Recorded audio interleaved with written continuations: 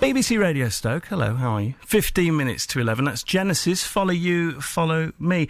Very interesting guest I have in today.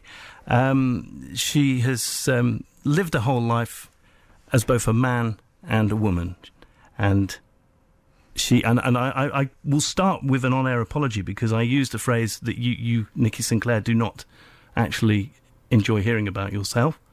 Well, it's factually incorrect. Okay. As was that statement, because I haven't lived my life as a man and a woman. I mean, that's... Oh, is that factually incorrect? Can we start again? Because you've made... Well, it's live radio, so it's going to be tricky. Okay. Well, yeah, but let's okay, help me out here then, Nikki. Okay. I lived to my early 20s as a male. Most of that is obviously as a boy. But ever since then, I haven't kind of lived half and half. Okay, so well done. You teased apart the inaccuracy there, and the correct expression for the procedure you went through. Because it's amazing how people take that and just that goes with it, and you'd find that in the newspaper. Nikki Sinclaire's lived half this, and it's just awful. Okay, this is obviously something that you've had to struggle with for many years, I guess. It's a medical condition. Let's start. It's a medical condition. Yeah. It's called gender dysphoria. Okay. It affects a very, very small percentage of people. Probably you and 99% of your listeners have never, ever questioned their gender. You are who you are, and that's how you get on with your life. Okay. For some of us, unfortunately, from a very early age, for me, from the age of 3, I knew there was something fundamentally wrong with me. Okay. This is backed up by medical research where people, deceased male to female transsexuals, this research has been done in Holland, where they've obviously done autopsies and so forth, and they've looked at the brain, and our brains basically are the same as that as a female brain. So to make it very simple, it's like having a female brain inside a male body. Yeah. So that's and I can understand that, because if I was in a female body, I know I'm a man. Yeah, so that's my way of relating to your dilemma. Because exactly. So everything you do is wrong, isn't it? It would be if I was in a female body. Exactly. So that's what I had to grow up with. Right. Living with that and intrinsically knowing that I couldn't talk to anyone about it. Now, I would guess, and I don't want to speak for anybody listening right now, but I would guess not many people would have a problem with that description. It makes sense. It stands on its own logic. Absolutely. I think the struggle is over the words we use, isn't it? Yeah, and so it's what kind words? Of a tabloid media phrase, because it's somehow, and the biggest mistake that's made with this is it's some kind of extension of sexuality. It's along the lines of homosexuality, lesbian, bisexual. It's just another element of that, and it's not. Gender and sexuality are completely two different things. So when the terms kind of sex swap, sex change are used, it kind of puts people's minds into that type of area. Okay. And it's wrong. So sex swap is out. Really, because it's not a sex swap. It's simply your gender, and it's a reassignment. So it's reassigning your gender from one to your physical characteristics of a gender to one. I see. To another. To be coincidental with your gender as you see it inside your head. Absolutely, because obviously the medical science, because another option would be, if they could do it and they can't, is to actually change the brain. Right. Because it would probably be a much simpler operation, physically, but obviously they cannot do that. Well, will you accept my sincere apologies? I am not here to offend anybody. No, and one of the reasons I wrote the book is to try to this begin. Is the book. Never give up, standing tall through adversity, Nikki Sinclaire, right? Yeah, because I wanted to, and I've obviously seen these cases, mainly in the tabloid press, and I look at them and I think, this is so terrible, because this is a medical condition. I can't stress that highly. And people, you wouldn't laugh at anyone with any other medical condition. No, and although I will say I've never laughed at this condition. No, I'm not saying, but the way the media sometimes deal, but you know what I'm talking about. There is this, and some of the people, and I think the people's attitudes are changing. Someone phoned me up the other day, a member of the press, and they were talking to me about this, and I think that I was saying to them that I think people have moved on. The support I've had from people in the street, my constituents. But the media's lazy. But the media's very lazy, and they want the headline. They want the sexy headline. Yeah. Well, do you know what? I will confess, as part of the media, I understand we talk in short term. We talk in sound bites, and I do understand how that works. And I don't think the media... sorry, being a bit critical of the media. Yeah, go for it. You're on it, go for it. I don't think the media give enough credit to the ordinary person in the street. I think they are far more adapted, far more understanding of things, and far more tolerant than I think the media think. This is the main reason I will have you here, though, because I want to learn, along with my listeners, about gender dysphoria. Yeah. And I want to find out what it was like for you. And I think you've got an amazing story to tell, Nick. Yeah. I'm a pleasure to talk about it. It's obviously, the childhood was traumatic. I mean, I can't pretend it wasn't. There was incredibly difficult times. Grew up as a very strong Irish Catholic. So you're a Catholic as well? Catholic as well. Grew up in a council estate in South London, Irish mother, learnt the rosary at year dot. Yeah. Are you still a Catholic? Yes, you still actually, have faith? I'm actually quite I don't go to church every Sunday, but I would certainly describe myself as a Catholic. Okay, and how was a child growing up? Because it's, especially as explained to children, Catholicism, and I would imagine even more so in the 70s, would be explained as a list of do's and don'ts. How did you square your Catholicism with this inner voice? Well, for years and years and years, I just thought that somehow God was going to sort it out. And so I prayed to God, because you're told if you're good, that your prayers would be answered. Yeah. So I would pray to Virgin Mary, St. Anthony, God, Jesus, whoever else I could find, and I would pray to. Have your prayers been answered? Well, I think so. I think they were. They weren't at the time. No. I would wake up every morning and they hadn't been, but obviously I think in time they probably were. But obviously dealing with that as a child, the rationale, it's difficult. And then at the age of 5, I went first day at school. I ended up in the Wendy house, dressing in the old, dresses there, and so it was something very natural, but something weirdly that I knew I couldn't discuss. Terribly traumatic childhood. At the age of 7. Well, can we talk about that in a bit? Because Sure. I've got to go to weather right now. Sure. I know we've got Mel there, and it's a busy day in the skies today. Yeah. But and you've got an amazing story to tell, and we've got a lot of time together, Nikki. Great. So we'll crack on with that in a bit. It's BBC Radio Stoke. Hello, how are you? I'm with Nikki Sinclaire. Nikki Sinclaire, the former UKIP politician, MEP for the West Midlands. We'll talk about your political life later on. Yeah. Of course, Nikki, famously for being gender dysmorphic. Are you now gender dysmorphic? I guess you're not now. Well, no. I mean, some people say it's gender euphoric now. Yeah. yeah. Obviously, all this happened to me. The operation, I think, happened more than 20 years ago. So before writing the book, it was something that was kind of like I'd never even thought about. Right, I guess not. You've lived since the age of 23 your life as a woman. Yeah. Your head is now in sync with your body. Absolutely, and I got on with my life. And you've got to dig it all up, I suppose. Proved I could be successful. Yeah. Despite of that. And it's obviously just writing the book, obviously brought a lot of it back that I'd forgotten. Can you imagine? Has that been difficult? Yeah, it has been difficult. And there are the things that I wrote down in the book, and in some interviews, I think on Victoria Derbyshire on 5 Live, something that I just mentioned, which I thought was a throwaway line, it all just came flooding back to me at the age of 16, and I think I broke down on air. Try not to do that today.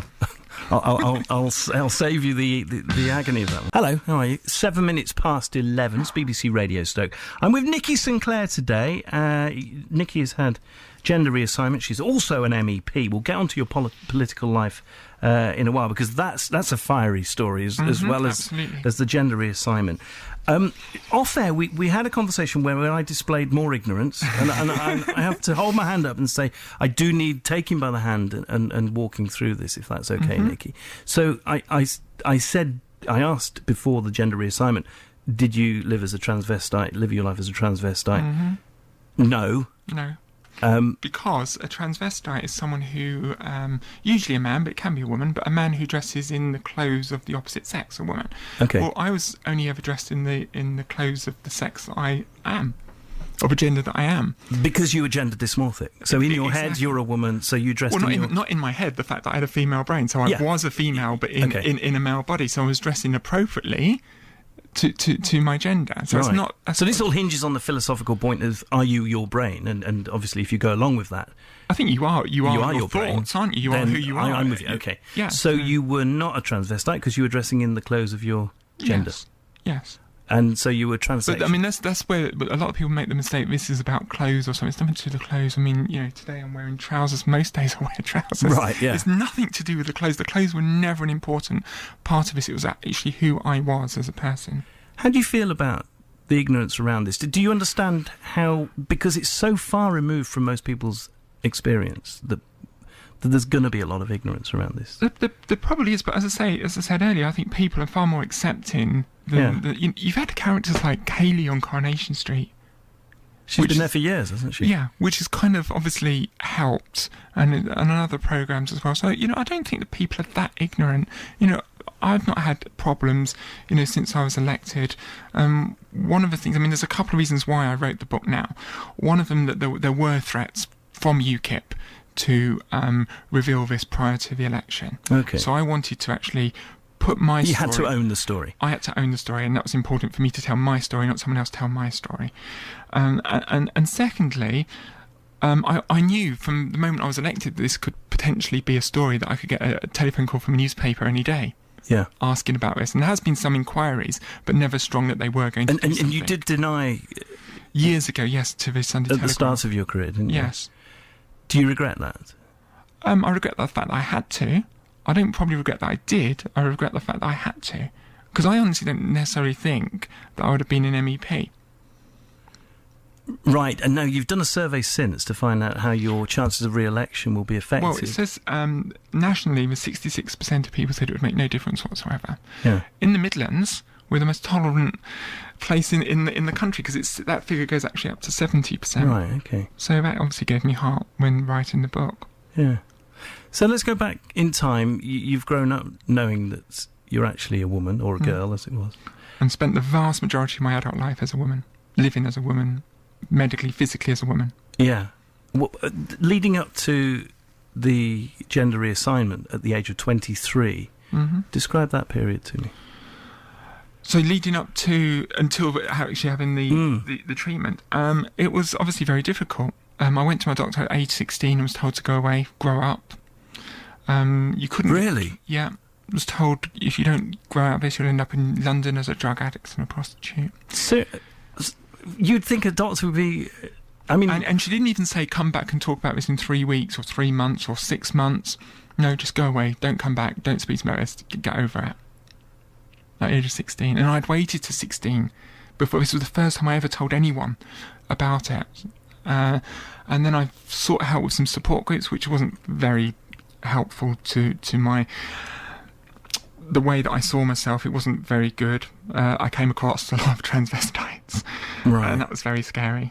Because then I think, oh my God, is that me? It wasn't me, but you obviously the confusion at the age of 16. And this is why you now have such a clearly defined view of the difference between a transvestite. Absolutely, because that was, basically... my bigotry at the time, I wrote it in the book as I saw it at the time. I saw these men in miniskirts and fishnet stockings with forestry commission stuck out of their tie. Oh, it was... I don't mean to be nice, but that's how I'm trying to explain how I felt about it at the time. Yeah. I found a number to the hospital that does this treatment, and I phoned them up, and they said they couldn't see me until I was 21, which at the age of 16 is a life sentence. Yes. So I just tried to get by. I just got myself jobs and worked, and just focused until the age of 21. That was then. Now I understand we have prepubescent children. Absolutely. Who are being treated already. What do you think of that? To be honest, I don't have a very strong... obviously, from my position of going through it, that's absolutely fantastic. Yeah. I don't know enough about it.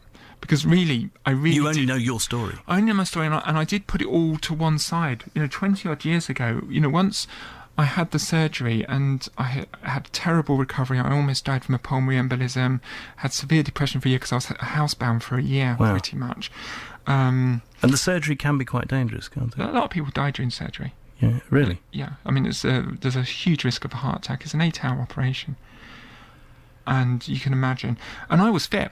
I was, early 20s. I never smoked, hardly drank any alcohol, never did drugs. I wasn't overweight. Physically fit as well. And that still will happen to me. So I shouldn't have been, if I'd been a smoker and a drinker and that happened, you think, oh, well, or 50-something. No, it was early 20s and physically fit, and I still almost died as a result of the operation. So that was difficult to get over. But then, I spurred myself, got myself back into education, went to university, got involved with UKIP, pretty much as a kind of as a pressure thing to kind of wake the government up, the Conservative government at the time, to have a referendum on Europe. The Conservative government made me and you a citizen of the European Union. In Maastricht, I wasn't happy, and I thought we should have had a referendum. Okay. And that's really the crux of why I'm in this, and really feel passionately that we should have a referendum on the European Union. News on the way very shortly. I'm with Nikki Sinclaire. Nikki Sinclaire has had gender reassignment, and this is what we have been talking about. Although I could tell it pains you in many ways to talk about this, Nikki, because it's a part of your life as it happened when you were 23, and you're now in your mid-40s. You've put behind you, haven't you? Yeah, and got on with my life, and been fairly relatively successful in my chosen field. And so, what have you left behind in terms of friends and family with this decision? Well, my family are completely with me. I have a huge family, my parents, brothers, sisters, 13 nephews and nieces, all fully engaged with my family. Remarkable family. But friends, because this happened so early in my life, I was able to rebuild my life. So all the people I know is from the age of 23 onwards. Yeah. But so no friends from before? No. And with your family, how long did it take some of the members of your family to accept? I think the longest was about a year. Not too bad, really. No, not at all. When did you tell him how old? Well, the longest was my dad, and that followed a horrific car crash I had. I had a head-on collision with a coach, and almost died from that. So within 2 years, I almost died twice. And that, I think that made my dad realise that whatever, I was still his child. Strange how life treats us, isn't it? Yeah, exactly. Yeah. We'll break for travel news, and then we'll talk about what happened to your dad when you were 7, because he went through an awful trauma himself. I'm Perry Spiller, joined by Nikki Sinclaire. We've been speaking about the wonders of Solihull. I was there last weekend, Build-A-Bear workshop, which is where you now are with your party, which is the We Demand a Referendum Now party. Absolutely, because we want a referendum sooner rather than later than this 2017 that David Cameron's promising. We'll do politics. We'll do politics in a bit, Nikki, if we may. At the age of 7, you saw something terrible happen to your dad, didn't you? Yeah, my dad was almost murdered. He was thrown over a balcony, 20-foot balcony. You saw this? And I saw it, and I actually ran to catch him. And was just a garden gate away from catching him, which would have killed me, because my dad was a big trucker. Yeah, more than likely. 22-stone trucker. And yeah, it would have probably killed me if I caught him. How bad were your father's injuries? Terrible. He was in hospital about 6 months, smashed pelvis, broken arm. It's quite terrible. I thought he was dead when I saw him. And yeah, absolutely. Terrible time for the whole family. I write in the book Never Give Up by Genius Press. Quick plug in there.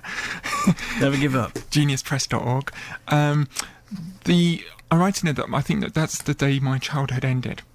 Because I was the eldest of 4. At 7? At 7, seriously. I was the eldest at 4, so I had to take on a lot of responsibility. My mum ended up on social security.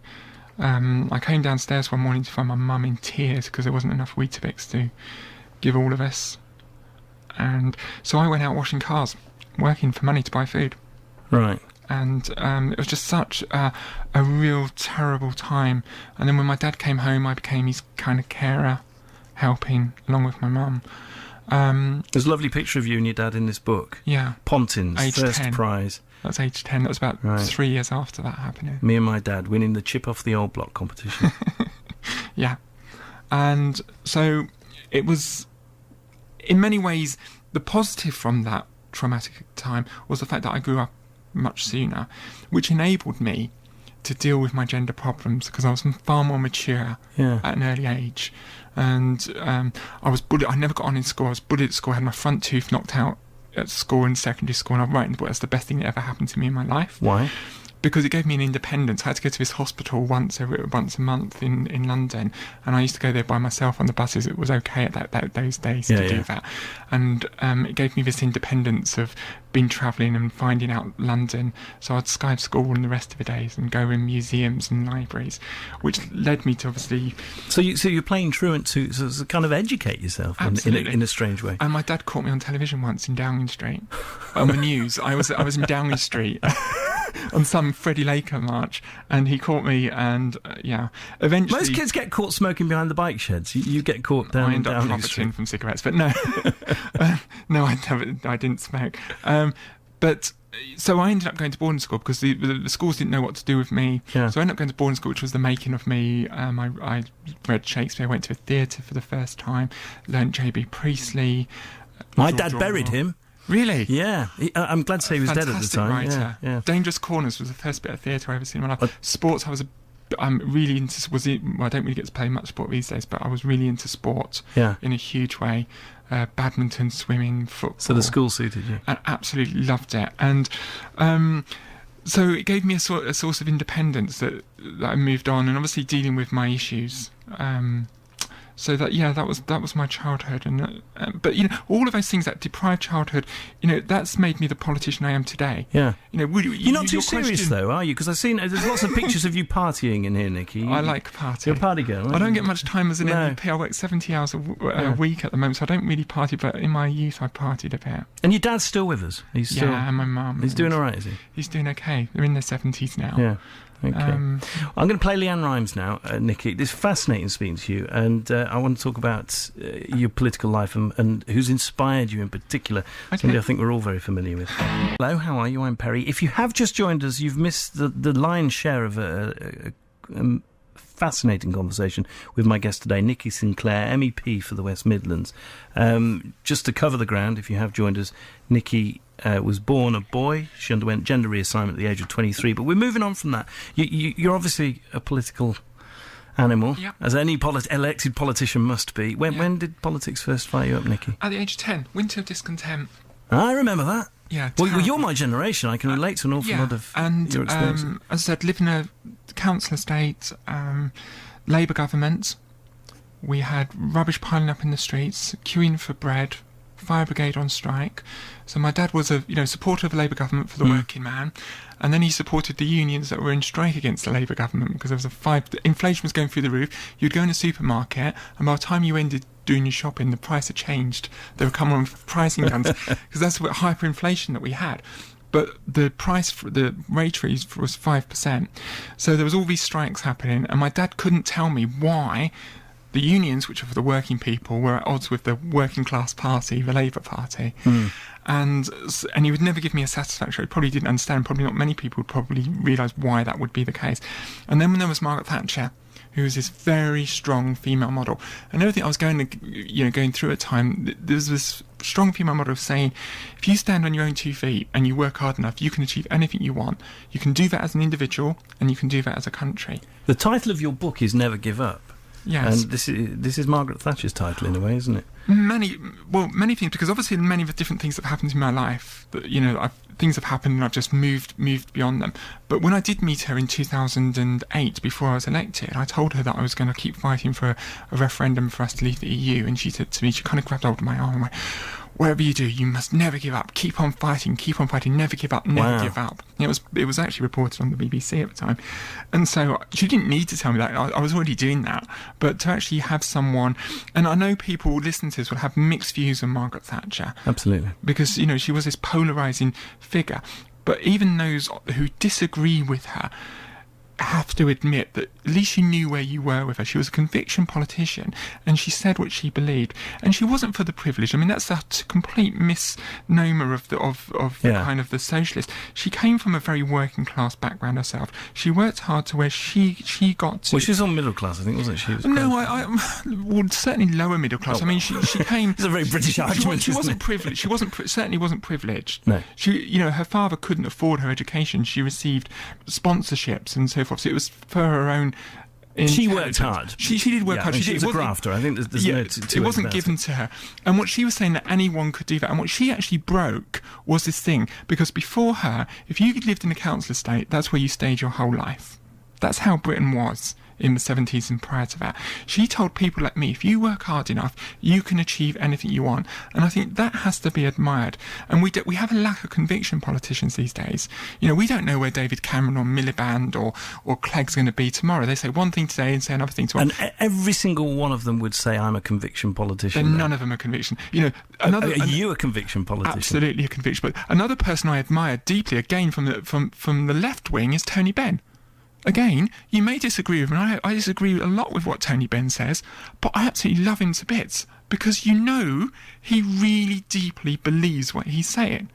And you've got to admire that. These politicians that we have today are absolutely awful. I think the feedback that I get as a politician is they like, I'm someone who actually says it as it is. I don't mind confronting people. I confronted David Cameron.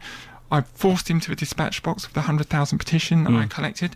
First time ever a prime minister has been forced to a dispatch box. You know, I've challenged, you know, the food banks, the situation of food banks. I've challenged about inappropriate development for travellers. I've challenged HS2, which is a huge waste of taxpayers' money. We can use that in your opinion, in my opinion. Yeah. But I believe it. But I'm not afraid to say what I believe in. If people don't like what I say, they don't vote for me. I'm willing to say what I believe in and actually have a record to prove to go with that. So you're the We Demand a Referendum Now party. You can demand a way, but it looks as if, at least if Cameron gets his way, you won't get a referendum till, what are we saying, 2017? Which is absolutely terrible, because if you take, and I disagree with this point, the most pro-European point says that if we left the European Union, we would lose so much investment. We only get investment because we're members of the European Union. If that argument holds water, then you're leaving uncertainty for 3 or 4 years. Business hates uncertainty. And business hates uncertainty. Yeah. Therefore, who would invest in us if you're leaving it 3 or 4 years? And I can do something about it. Well, I tell you what, Nikki, I can see the conviction in the way you are right now. I'm going to have to leave it there. I mean, it generally isn't a political conversation. That can we tell people they can see me I was today? about to say that. If somebody would like to take these issues further with you, they can meet you, because you do something quite rare, don't you? You do a mobile... only MEP in the country to do this. Right, and this is the mobile surgery, isn't it? We've been to Stoke many times, and Newcastle under Line. The only MEP out of 73 that goes from city to city, town to town, and I meet the constituents, listen to them, and try to help them. We deal with personal debt. We deal with absolutely anything problems that we try to deal with. And also the other thing, I'm the only MEP in the country. I put £30,000 of my salary post-tax back into my work. Right, which many people would be reassured to hear, but also... And that's audited as well. Yeah, okay. However, on that, we haven't got time to talk about it now, but you're currently on bail at the moment, aren't you? Yes, and I've been sincerely and this is over exactly, and you deny it, but it's an expenses claim issue that is going to hang around until your next election as well, isn't it? Yeah, and that's awful. Okay, well, listen, do you know what? It's been fantastic to speak to you, Nikki. I really am sorry I got off on a wrong foot. No worries. I'm someone We've moved forward anyway. Exactly, we've moved forward. I'm always someone who wants to learn, and I've learned an awful lot speaking to you. Absolute You've pleasure. been a wonderful guest. Pleasure. All right. It's Market Square if you'd like to go meet Nikki Sinclaire and just have a word with her. If you heard her on the show, just say, I heard you on the show.